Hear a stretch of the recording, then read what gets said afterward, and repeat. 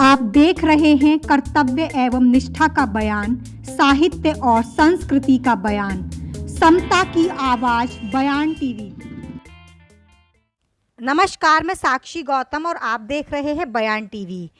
बामसेफ दिल्ली प्रदेश का एक दिवसीय प्रांतीय अधिवेशन 4 जून 2023 को अंबेडकर भवन, हर्ष विहार, दिल्ली में हुआ। अधिवेशन को संबोधित करते हुए राष्ट्रीय अध्यक्ष माननीय सुलेख चंद कहते हैं, बामसेफ भी एक धर्म संगति का माहौल ही बनाता है। ये धर्म संगति है, ये विचार मंथन की एक संगति होती है। इसमें कौन ज्यादा बोलता है, कौन कम बोलता है, विषय ये नहीं होता। विषय ये होता है कि जिस सार के लिए, जिस उद्देश्य के लिए यहाँ पे एकत्रित हुए हैं, क्या उसको सीख करके हम समाज के बीच में जाकर के अपने दायित्व का निर्वहन करते हैं या नहीं करते हैं। विषय ये रहता है। जिस प्रकार बौद्ध संगति के लोग पूरे भारत से इकट्ठे होकर के एक साथ 500 लोग बैठते थे और चिंतन मनन करते थे कि जो उन्होंने अपने प्रयोग में देखा, समाज के बीच में जाकर के धर्म के रास्ते पे लाने में कौन कौन सी बाधाएं आई और उन बाधाओं का निराकरण कौन करता है। उन बाधाओं का निराकरण संघ करता है और संघ की संगति में कोई हेड बैठता है, कोई मुखिया बना करके बिठाना पड़ता है और जिसकी अध्यक्षता में वो एक रेजोल्यूशन पास किया जाता है कि कौन कौन से ऐसे मुद्दे हैं जिनको हम समाज के बीच में और बेहतर तरीके से लेके जा सकते हैं। भारत में प्रथम संगति कहाँ बैठी, मेरी कल चर्चा हो रही है तनवीर सिंह साहब से कि पहली संगति बैठी राजगृह में, धम्म संगति बैठी राजगृह में प्रथम बैठी और द्वितीय जो सेकंड थी वैशाली में बैठी। 100 साल के बाद बैठती, 100 साल के बाद बैठती। अब आप देखेंगे राजगृह में बैठी 483 ईस्वी में, ठीक है, और उसके 100 साल बाद 383 ईस्वी में वैशाली में बैठी और थर्ड जो बैठी है वो पाटलिपुत्र में अशोक खान के समय बैठी। अब उसको जिक्र है 251 है। अब उसकी चौथी है जो कोंडलन, जो कश्मीर, जो डल झील, ये कितना आपकी गहन संस्कृति और कितना विस्तृत संस्कृति भारत की है जिसकी आप नुमाइंदे हैं एक्चुअली, लेकिन समझ नहीं पा रहे। वो बैठी कश्मीर में और 5वीं बैठी उज्जैन में। जो भी महाकाल, जो भी चक्रवात आया और महाकाल की जो कुछ सरकारों ने उद्घाटन किया, इस देश के जो वर्तमान संवैधानिक रूप से इलेक्टेड मिस्टर प्राइम मिनिस्टर ने उसका उद्घाटन किया। हालांकि प्रकृति के सामने कोई बच नहीं पाता है। तो महाकाल का जो उद्घाटन किया था उज्जैन में, अभी उसका भी जिक्र आपने देखा, अभी उन मूर्तियों क्या वो आपके सामने दिखाई दे रहा है। तो मूर्ति खड़े करने से कोई परिवर्तन नहीं होता, मेरा तात्पर्य कहने का ये केवल वैचारिक तौर पर परिवर्तन होता है। ये तो है सच्ची बात। तो यदि हम मन को वैचारिक रूप में लेना चाहते हैं तो आपको ये सिद्धांतों को हमें समझने का प्रयास करना पड़ेगा कि बामसेफ केवल आप एक वातावरण देती है, आपको एक एनवायरनमेंट प्रोवाइड करती है, एक आपको जीने का जज्बा कैसे करना चाहिए उसका एक अवसर देती है। बामसेफ ने जो विषय रखे हैं उसको अगर ध्यान से देखेंगे तो जो दूसरा विषय है उसमें क्या कहा गया है, सामाजिक परिवर्तन के बिना राजनीतिक परिवर्तन संभव नहीं है। तो इसका मतलब क्या है, हम क्यों इस पर डिस्कशन कर रहे हैं। हम सामाजिक परिवर्तन लाने के बाद स्थायी राजनीतिक परिवर्तन करना चाहते हैं। हम राजनीति करते नहीं हैं, हम सच्चे राजनेता पैदा करने के लिए हम यूनिवर्सिटी चला रहे हैं। हम जो कॉलेज खोले हैं बामसेफ का नाम, जो हम कह रहे हैं लिखिए यहाँ, सामाजिक परिवर्तन के बिना राजनीतिक परिवर्तन संभव नहीं है। इसका मतलब क्या है, हम राजनीति पर बात करेंगे, खुद नहीं राजनीति कर रहे हैं, लेकिन आप सभी को राजनेता बनाने के लिए दृढ़ संकल्प है। आप सभी को इस देश के नागरिकों की चिंता करने वाले बनाने के लिए। नेता का मतलब नहीं है कि अपना पेट भराव चल दिए। हम इस देश की दुख दर्द की, एक जन की दुख दर्द का हम आपके अंदर फीलिंग होनी चाहिए। अभी मैंने कहा खंडित भारत को खंडित बनाने वाले डॉक्टर बाबा साहब भीमराव को नमन किया। उसका मतलब क्या है, हम जानते हैं जब 15 अगस्त 1947 को जब भारत आजाद हुआ था उस समय के बाद भी 562 रियासतें थी इस देश में, यानी 562 उस समय राजा थे। उन सबको इस देश में पिरोने का काम किसने किया है, संविधान ने किया है। संविधान की देन है कि जो उन सबको मजबूरन इस देश में मिलना पड़ा। 562 राजा उस समय थे 15 अगस्त 1947 के बाद,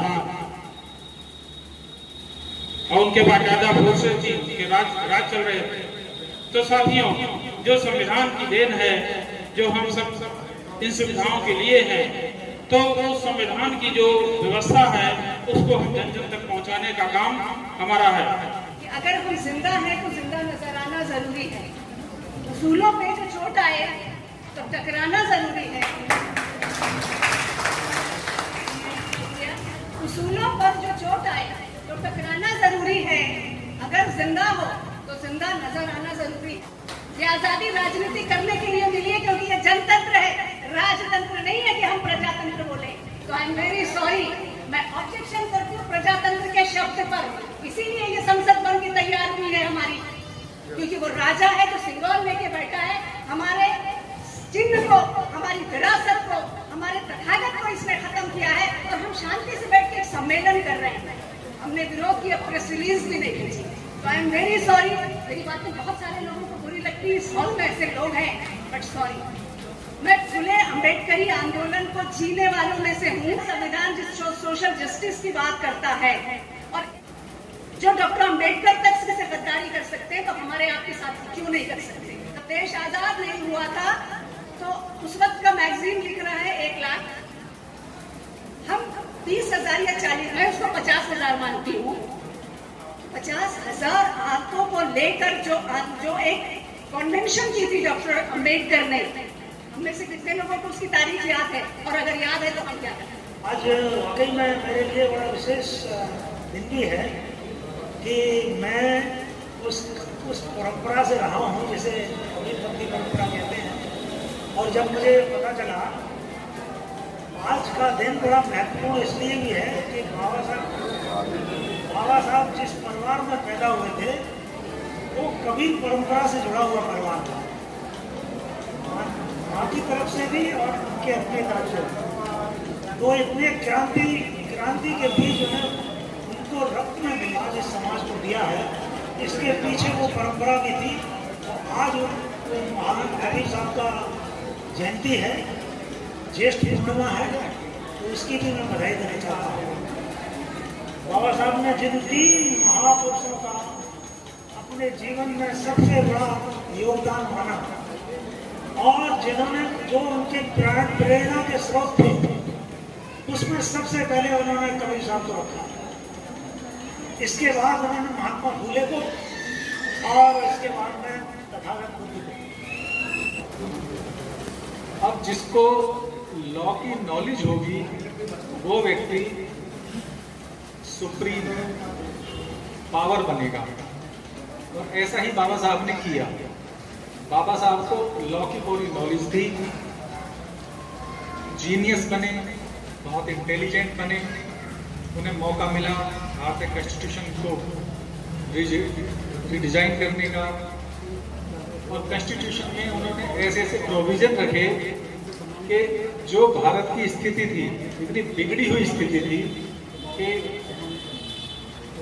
हजारों भाषाएं, सैकड़ों जातियां, राजे रजवाड़े, इतना कन्फ्लिक्शन था कि इनको एक साथ लाना लगभग इम्पॉसिबल था किसी और के लिए।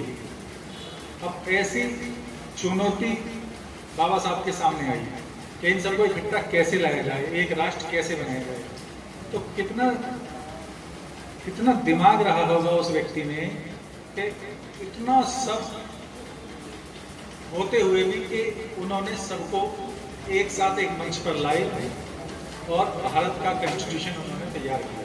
तो अपना लीजिए, जीवन के अंदर कोई परेशानी नहीं आएगी। जिसने भी अपनाया, आगे बढ़ा, अपने परिवार को आगे बढ़ाया, एजुकेशन को आगे बढ़ाया, उन्होंने जो संविधान के अंदर मूल मंत्र दिए हैं, शिक्षा का, फंडामेंटल राइट, स्वास्थ्य का, और न जाने जीने का जो फंडामेंटल राइट दिया है वो अतुलनीय है। उसी पर चलते हुए हम सभी समाज को आगे बढ़ना होगा, हमें तरक्की करनी होगी। ज्यादा न कहते हुए मैं इस पावन अवसर पर अंबेडकर जी का सम्मान करता हूँ। संगठन को संगठित करने की कोशिश कर रहे हैं। बाबा साहब ने शिक्षा की बात कही तो हम शिक्षा की बात कर रहे हैं। हम देख रहे हैं जो हमारा प्रोजेक्ट संविधान ने क्या हम उसके ऊपर देख रहे हैं, क्या उसका कहीं दुरुपयोग तो नहीं हो रहा है? इस बात में हमारे विद्वान साथी चर्चा करेंगे। हम पाखंडवाद से कितना ऊपर उठ पाए हैं, हम कितने शिक्षित हो पाए हैं, हम अपने सोसाइटी को क्या दे पाए हैं, इन्हीं सभी विषय के लिए आज ये कार्यक्रम रखा गया है। ये 2 सत्रों में कार्यक्रम चलेगा।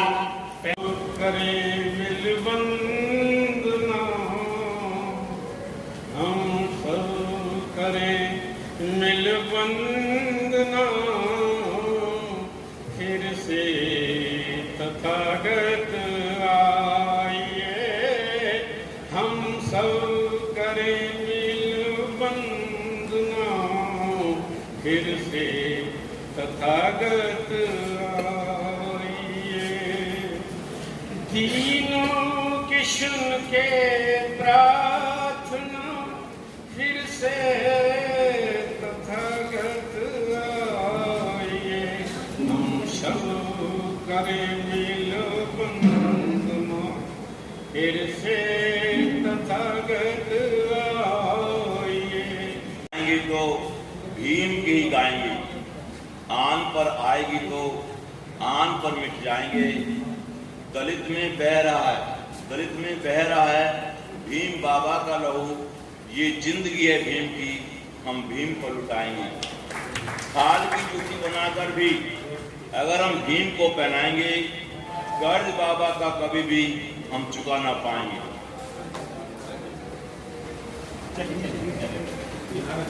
तो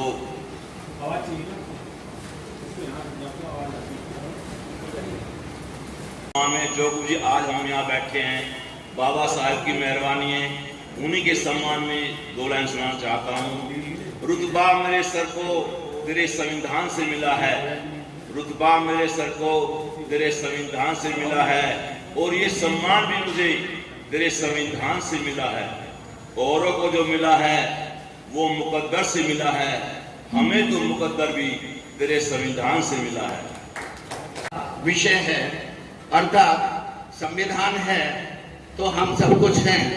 अगर संविधान नहीं होता तो आज साथियों हम इस प्रकार बैठे हुए नहीं होते। जो मान सम्मान मिल रहा है वो संविधान की बदौलत है, वरना इस प्रकार हमने सपने में भी नहीं सोचा होगा कि हमारे इतने आलीशान अंबेडकर भवन होंगे। यदि संविधान के अंदर ये चीज ना होती तो हमारे देश में ये इतना बदलाव नहीं आता। हमारा संविधान लागू हुआ देश के अंदर, लेकिन बहुत सारी चीजें हैं जिनके बारे में हमें सोचना और समझना होगा। संविधान ने, बाबा साहब ने संविधान जो हमारी रक्षा के लिए तैयार किया, उसके अंदर उन्होंने इस संपूर्ण बहुजन समाज को SC ST OBC में बांटा है। लेकिन हम आज भी बहुत सारी उपजातियों को आगे कर लेते हैं। हम जब आपस में बैठते हैं तो हम पूछते हैं भाई इस जाति के हो, कोई कहता है हम चमार हैं, कोई कहता है जाटो हैं, कोई कहता है धोबी हैं, बहुत सारी चित्रे OBC में। हम संवैधानिक बात को भूल जाते हैं। थोड़ा काम किया है और आज के दर्जी आपको यहाँ तक हमने पहुँचाया है। मेरी तबीयत खराब होने का तो सवाल ही नहीं होता, सवाल ही नहीं होता, सवाल ही नहीं होता। मेरी तबीयत कब खराब रहेगी? अरे तबीयत तो उनकी खराब रहेगी, तबीयत तो उनकी खराब रहेगी जो संविधान के साथ छेड़छाड़ कर रहे हैं, छेड़छाड़ कर रहे हैं, छेड़छाड़ कर रहे हैं। बहुत सारे विद्वान यहाँ अपनी अपनी बात रखते हैं, पूरे देश में रखते हैं। मैं सबको व्यक्तिगत रूप में अच्छी तरह से जानता हूँ। मैं तो गरीब का बेटा झोपड़पट्टी में रहता हूँ। बचपन से बाबा साहब अम्बेडकर विचारधारा में खुले मन से आस्था रखता हूँ। एक पैर रेल में होता है, दूसरा पैर जेल में होता है। कभी मैंने इसकी परवाह नहीं किया। भीमराव के 3 मंत्र पर तन मन धन कुर्बान करो। आदिवंश के वीर पुरुष तुम शक्ति की पहचान करो। भीमराव के 3 मंत्र पर तन मन धन कुर्बान करो। भीम सरीखा नहीं मसीहा तुमको कहीं मिलेगा, भीम सरीखा नहीं मसीहा तुमको कहीं मिलेगा। करो स्वर्ण पंचशील का सम्यक सदन खिलेगा। आने वाली पीढ़ी का तुम सब मिलकर कुछ ध्यान धरो। भीमराव के 3 मंत्र पर तन मन धन कुर्बान करो। अगर जब तक इस देश का यूथ अंबेडकर के सोशल जस्टिस के आइडिया पर नहीं चलेगा, तब तक ये देश अंधेरे की आग में झुलता रहेगा। अगर जब तक इस देश के यूथ को ये पता नहीं चलेगा कि अंबेडकर का आइडिया क्या था भारत को लेकर। अंबेडकर जब कॉन्स्टिट्यूशन की असेंबली में अपनी बात रख रहे थे सोशल जस्टिस की, तो अंबेडकर क्या सोच रहे थे कि अगर वो आने वाले समय में भारत को कैसे देखते हैं। क्या वो भारत उनके सपनों का भारत नहीं है जिसमें भगत सिंह जैसे लोग, सावित्रीबाई फुले जैसे लोगों के आइडिया पर हमारे बच्चे स्कूल में पढ़ेंगे। आज हम देखते हैं कि एनसीईआरटी की किताबों से डेमोक्रेसी के चैप्टर को हटा दिया गया। क्या इस देश में डेमोक्रेसी को समझने के लिए इस देश का यूथ तैयार नहीं है, या सरकार ये चाहती ही नहीं है कि इस देश में डेमोक्रेसी रहे? आपको अपने अधिकारों के साथ जीना है तो आपको अंबेडकर